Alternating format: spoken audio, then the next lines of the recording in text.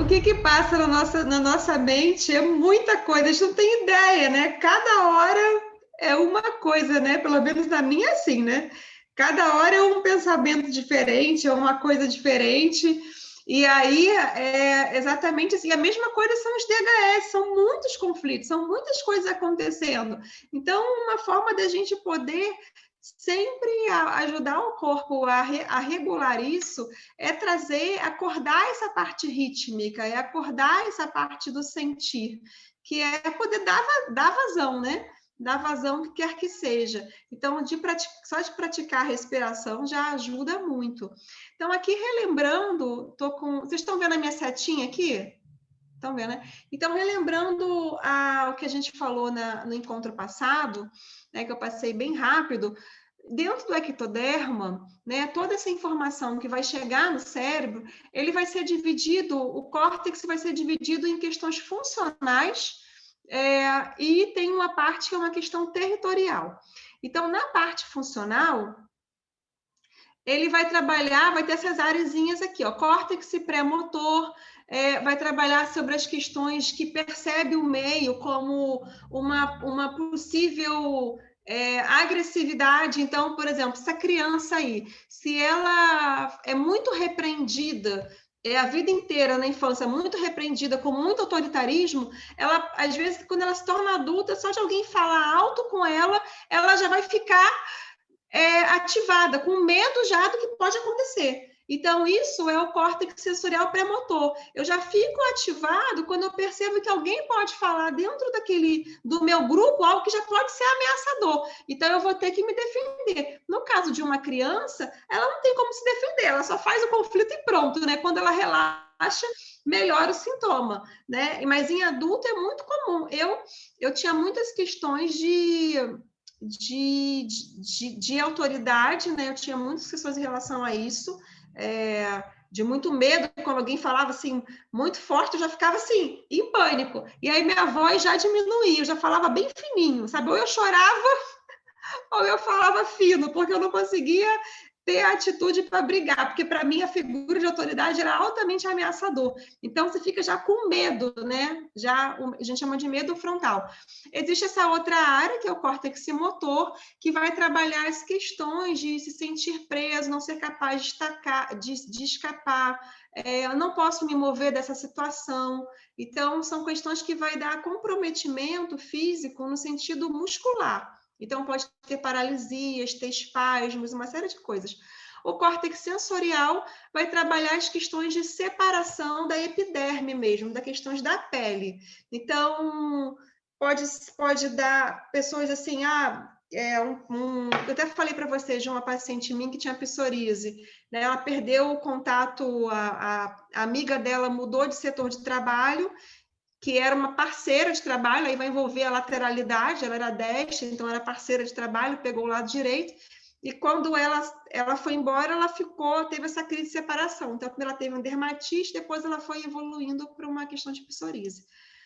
O córtex pós-sensorial, ele vai pegar as questões de periósteos, fáscias, mas é uma região que conecta com a área da memória, a parte de sistema límbico. Então, ou seja, as estruturas que estão muito nessa parte de sobrevivência, as memórias mais instintivas de sobrevivência a criança recebe, né, nos 3 primeiros anos de vida, que vai tudo sendo registrado no sistema límbico, tem alta relação com essa região do córtex pós-sensorial.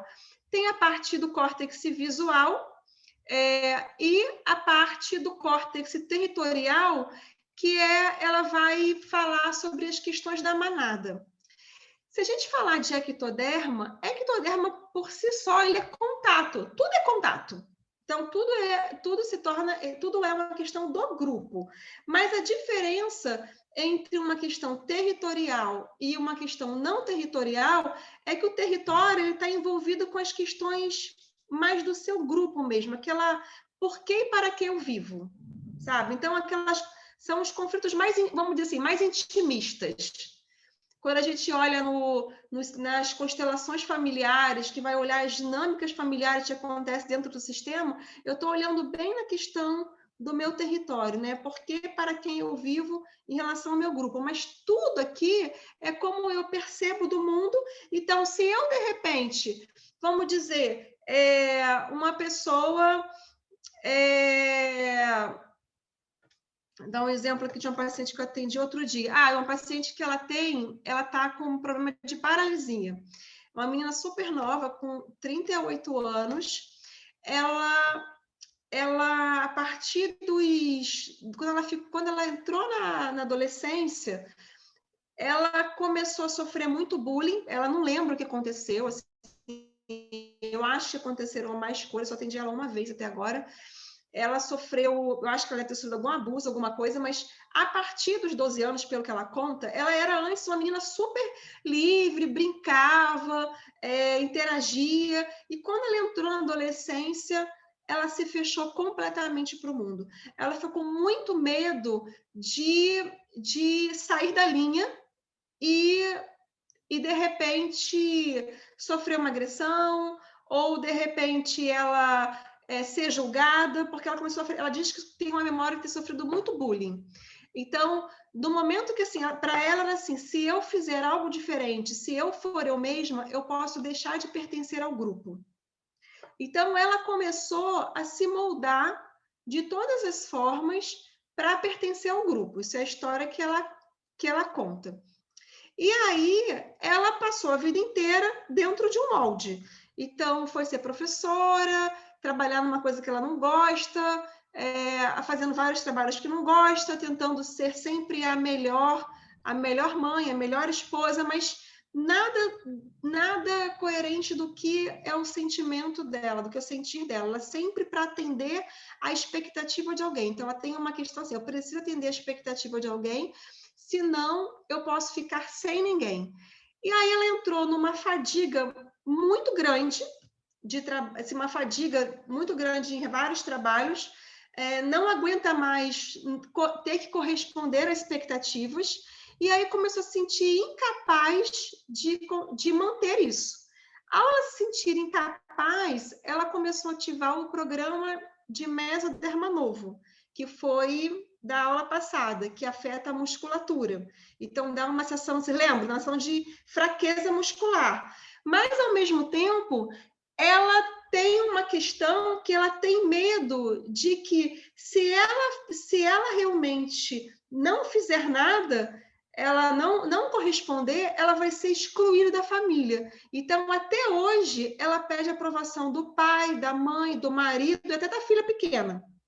Então, ela tem medo da separação. Então, ela tem dois conflitos ativos. Ela tem um problema do mesoderma novo, que é se sentir incapaz, impotente de tomar a vida, né? E tem a questão de medo de deixar de pertencer à família, porque ela, se ela for deixar de ser a mulher ideal, a mãe ideal, até de visual, ela for mudar o visual, ela acha que ela vai ser excluída do grupo. E aí, para evitar isso, né, ela está num esforço muito grande, mas o corpo dela está fazendo questões de córtex sensorial, ela está tendo várias questões neurais e começou a ter problemas de paralisia, porque ela quer escapar dessa situação do trabalho, mas ela não consegue sair disso.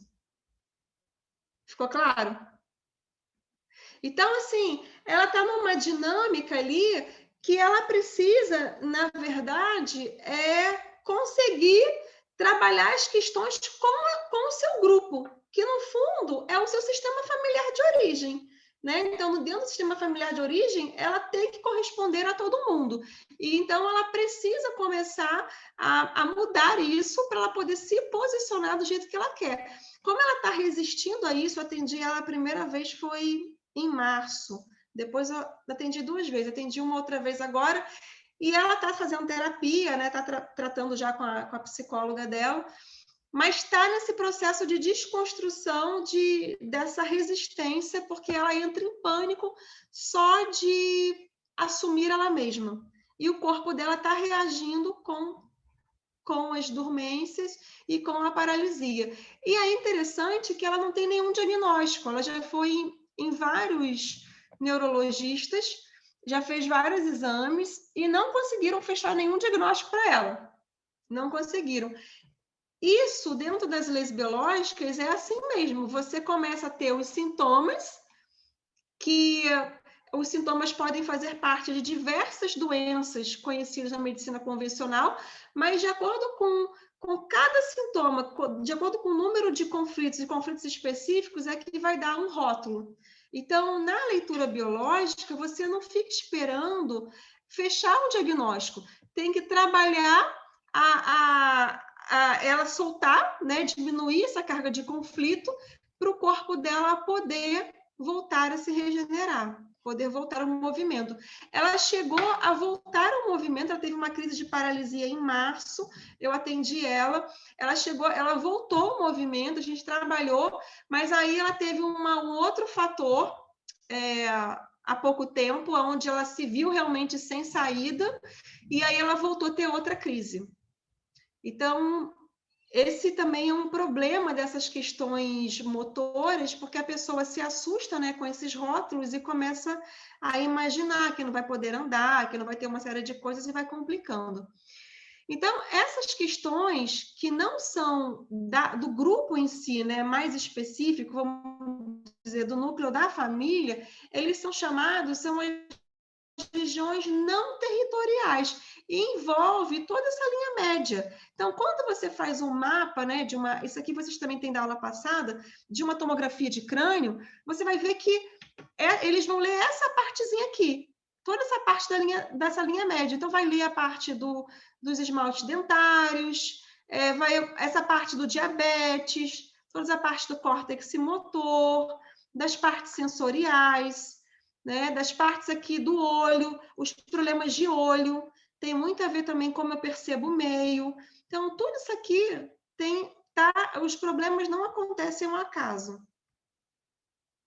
Então, aqui a gente vai falar de uma forma mais prática, né? Então, por exemplo, aqui, a cavidade oral, o córtex não territorial, ele vai pegar toda aquela estrutura do meio. Então, a gente viu aqui toda essa partezinha aqui do meio. Então, eu vou só botei aqui para separar para vocês, para ler com calma.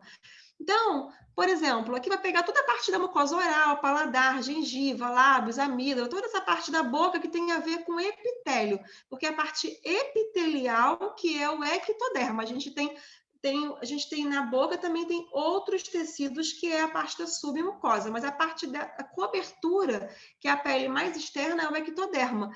Então, por exemplo, quando eu estou com dificuldade de expressar alguém importante, eu não posso ter uma afta. Posso fazer uma afta quando eu não consigo expressar algo que eu quero.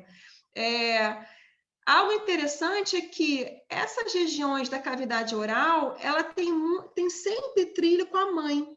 Então, porque o nosso primeiro trilho, a primeira questão é na amamentação. Então, o bebê, quando ele se sente nervoso, ele coloca a mão na boca, ele pega uma fraldinha, ou ele pega uma chupeta para ele poder se acalmar.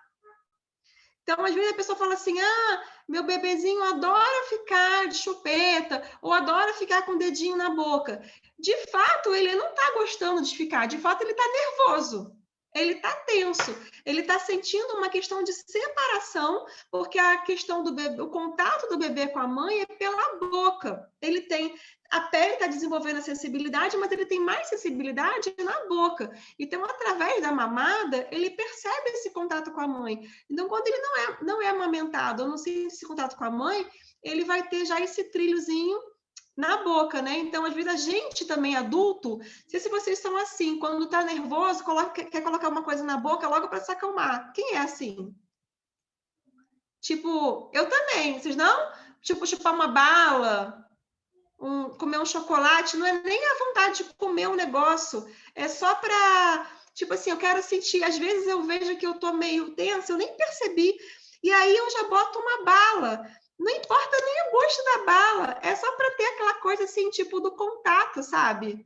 Eu sinto que tem uma coisa, tem um contato na minha boca, tô sentindo que está seguro, sabe? Eu nem sei, mas vai estar trabalhando a questão do contato pela boca. A gente coloca na boca só para poder se acalmar, né? E é uma impressãozinha de bebê, né? Então, ver como é que a gente tem isso. Sempre que eu tenho, hoje eu cheguei aqui e botei a bala na boca. Depois que eu falei, meu Deus, já tô Nem me dei conta que eu estava com alguma coisa já querendo colocar na boca, né? A mucosa nasal, a questão dos espirros. Por exemplo, o espirro é quando você está antecipando um perigo. Então, você tem uma coisa que parece que não cheira bem, sabe? Você está antecipando um possível perigo. E pode ser assim, alguém vai falar uma coisa, eu tenho medo que uma pessoa fale, é, alguém, por exemplo, está numa aula, agora mesmo, está numa aula, falou alguma coisa e despertou algo em você difícil, você pode começar a espirrar. Então, o espirro tem relação a essa antecipação do perigo pelo olfato. Então, o animal é um instinto bem primitivo, né? O animal, ele cheira para ver se está tudo bem, se está tudo bem, né? Ele sente para ver o território, como é que está. Então, todas essas questões de espirro, vocês podem perceber. Se é uma pessoa que espirra muito, é bom você perguntar, perceber como ela estava antes de começar a espirrar, né? O que estava acontecendo e o que aconteceu logo depois que fez a pessoa começar a espirrar, né? Começar a rever os seus pensamentos, que alguém falou alguma coisa, como que eu me senti? E aí, de repente, você espirrou, porque o espirro já está denunciando algo que você talvez na mente pode falar, ai, tudo bem, não, tudo bem não me convidarem para esse lugar. Mas internamente, tipo assim, tudo bem nada. Tipo, eu tinha que me convidar, entendeu? E aí você está espirrando porque está denunciando. Então, é interessante essas questões porque o corpo ele denuncia. Às vezes a nossa mente vai falar que não, mas o corpo está denunciando. Então, o espirro ele fala sobre isso. Outra questão muito comum que pega o córtex não territorial são as questões de tireoidite de Hashimoto. É super comum, não é isso? Hoje em dia, né? Super comum o pessoal ter problemas de hipotireoidismo por tireoidite Hashimoto, que é, pela medicina convencional, uma doença autoimune. Então, essa questão é uma situação que é onde eu me sinto sem poder, eu sinto que eu não tenho controle para fazer nada e eu tenho que me submeter. É uma questão de uma submissão injusta ao masculino com raiva. Vou dar um exemplo. Atendi uma menina de 18 anos, ela tem tiroidite, ela começou com quadro de tiroidite, foi muito interessante. Ano passado, quando ela estava com o namorado, e o namorado teve uma crise, era primeiro, assim, primeiro namorado que ela conseguiu realmente se entregar, né? Conseguiu realmente se entregar para um namoro. E estava tipo no ano novo, era final do ano novo. E aí o namorado teve uma crise emocional que falou para ela que traiu ela e entrou numa crise louca, pedindo perdão, e ela se viu como salvadora do menino. Então ela viu que tinha que cuidar do namorado, dar conselho para ele e não sei o quê. Quando ela se viu, assim, pelo ano novo, ela já estava lá sendo terapeuta do meu namorado, sendo que ele tinha me traído. Então, assim, foi esse caos. Ela ficou com o menino por mais um tempo, depois ela terminou. Aí eu pensei assim, gente, pode até ser, né, que tenha sido o primeiro conflito, mas geralmente essas questões são, né, o primeiro DHS é na infância. Então, eu fui investigar a história dela, ela vem de uma raiva absurda contra o pai, uma raiva, assim, absurda, porque o pai era alcoólatra, então a mãe dela passou várias situações muito difíceis na gestação, inclusive o pai deu um soco na barriga da mãe, por já estar bêbado. Depois ela passou várias crises quando era pequena, presenciando várias brigas em relação ao pai, mas ela tinha que se submeter, porque ela era uma criança. Então ela tinha que aguentar essa briga familiar em relação ao masculino. Tá? Então ela fica numa questão de querer ter o controle, então ela é uma menina super assim controladora, tem pânico de perder o controle, porque se perder o controle pode ficar frágil e sofrer uma violência, como foi com o pai. Então é uma menina que amadureceu muito rápido, assim, não parecia que tinha 18 anos, super madura, só que com uma raiva muito grande. Então, ela até demorou muito. Ela falou: demorei muito a ficar com o namorado porque ela não podia suportar a relação com o homem pela referência com o pai. E aí ela foi vivendo numa posição de controle. Quando ela se viu numa situação lá do ano novo, relaxado, o primeiro namorado que ela consegue realmente ficar foi o start para uma situação que já estava acontecendo há muito tempo na vida dela. Foi o start quando ela se viu com esse namorado nessa situação, tendo que ficar ali apoiando ele e não conseguir fazer nada. Então ela ficou se sentindo contida, ela não conseguia se posicionar. Ela falou que demorou vários meses para ela conseguir falar, para ela conseguir se posicionar perante o namorado. Então, é bem nítido, assim, você pode botar assim, como igual 1 mais 1 igual a 2. Todas as questões de tira de Hashimoto, você vai procurar na história, tem uma questão de submissão masculina com muita raiva, com essa questão de controle. É bem normal, assim. Tem as questões dos condutos faríngeos, que estão nas questões de você ter um medo frontal, medo de confrontar algo inesperado, algo perigoso.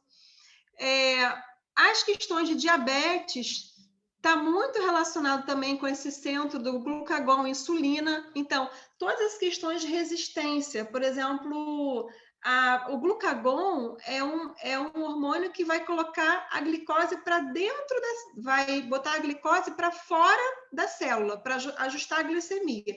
A insulina vai fazer o contrário, vai colocar a glicose para dentro da célula. Então, quando uma pessoa sofre questões de medo, asco, uma coisa de repulsão, assim, então eu fico resistindo a uma situação que eu não quero passar por aquilo, mas eu fico resistindo, sabe? Eu resisto. Então, pode ser, por exemplo, eu estou num casamento que eu não quero estar, mas eu fico resistindo a estar naquele casamento, mesmo não querendo. Eu não consigo colocar. Então, mas é uma coisa que você sente um asco, sente uma repulsão, mas você não vai e se coloca, realmente. Isso vai gerar o conflito de glucagon. O conflito de insulina já vai ser quando você, às vezes, não aguenta muito e você vai lá e briga, né? Você briga e já tem uma resistência maior, que diz que ele relata como uma resistência de oposição masculina. Então, mas geralmente as pessoas ficam nessa dualidade. Elas ficam ora num conflito de glucagon, ora num conflito de insulina. Ela fica, ora ela resiste, ora ela briga. Ora ela resiste mais passiva, ora ela fica resistindo mais ativa. Então ela fica nessas questões. Se uma pessoa fica na resistência mais passiva, ela vai ter essas questões de hipoglicemia. Então são pessoas que tá tudo bem, daqui a pouco a glicemia cai e a pessoa desmaia de glicemia. Eu, pelo menos, eu tinha muito isso quando era mais nova. Eu não conseguia me expressar, tinha uma coisa de asco, uma coisa muito forte, assim, que era em relação a coisas de abuso, assim, e aí eu fazia direto hipoglicemia. Quando eu vi, eu tinha que andar com uma coisinha para botar na boca, porque senão eu desmaiava. Então, isso aqui é muito comum, né? E a insulina, ela já vai ser para essas questões mais de resistência mais ativa. Então, por exemplo, uma pessoa que sofreu muita violência quando pequeno, que tinha que aguentar a todo custo, né? E depois, de repente, vive uma situação mais velha ainda de viver a situação de violência, pode ter tendência de ter uma questão de diabetes. Mas não é só uma questão de violência, todas as situações de resistência passiva e resistência ativa, são aquelas coisas que ficam ali resistindo. Ficou claro para vocês? Estão cansados? Tá interessante? Ah, então tá bom, porque é uma aula, né, que é uma aula tensa, né, isso aqui, né? Elaine, eu vi ali que em relação aos côndutos faríngeos, isso pode resultar no linfoma? Pode resultar, que vai pegar essas áreas dos arcos branquiais aqui, né? Essa região daqui. Ah, Pode pegar. Isso aqui eu tô fazendo assim, eu fiz um resumo, gente, para vocês, porque vocês viram que assim, até agora já foi muito conteúdo, né? Então, eu meio que condensei essa aula, porque é um estudo que dá para aprofundar isso, assim, muito mais, assim. Então, para que vocês possam, pelo menos, ficar com a essência de ver que aqui está falando como eu me relaciono com o meio, certo? É contato, por exemplo, cavidade oral, coisa que é agradável, sabe? Que eu quero expressar que eu não quero, é em relação ao outro, certo? Né? Mucosa nasal, algo que eu percebo como perigo em relação ao quê? Ao meu meio, pode ser uma notícia, pode ser qualquer coisa. Não quer dizer o meu território da minha casa, aquilo por que e para que eu vivo. É em relação ao meio, em relação ao mundo, ao meu contato com o mundo. Né? Conduto tireoide também, eu fico querendo ter controle, mas tem alguém que é mais forte do que eu tenho que me submeter, e tem relação com o masculino.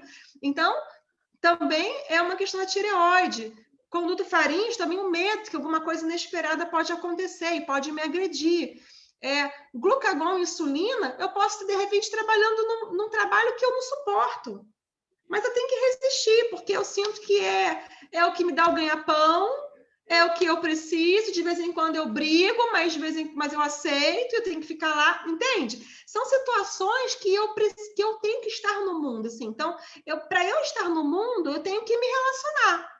Então, essa parte do ectoderma vai pegar essas questões de relacionamento, mas não necessariamente o do meu território. Então, a gente está falando do córtex não territorial.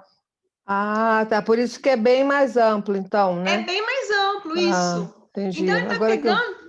por isso que eu falei assim, Tá. isso, o córtex, ele dividiu assim, em córtex territorial, aquele meu núcleo, porque para que eu vivo, é muito pessoal, porque para que eu vivo, é meu trabalho, é minha casa, é minha família, é meu cachorro, é meu carro é meu território, não sei, porque para que eu vivo, é muito eu, é uma coisa que também é meu contato, mas é algo mais intimista, a gente vai entrar lá, né? É mais intimista do eu. Já o restante é como eu me relaciono, é tudo, assim, o meu contato com o todo. Então, é o córtex não territorial, tudo que você está vendo. Ficou claro?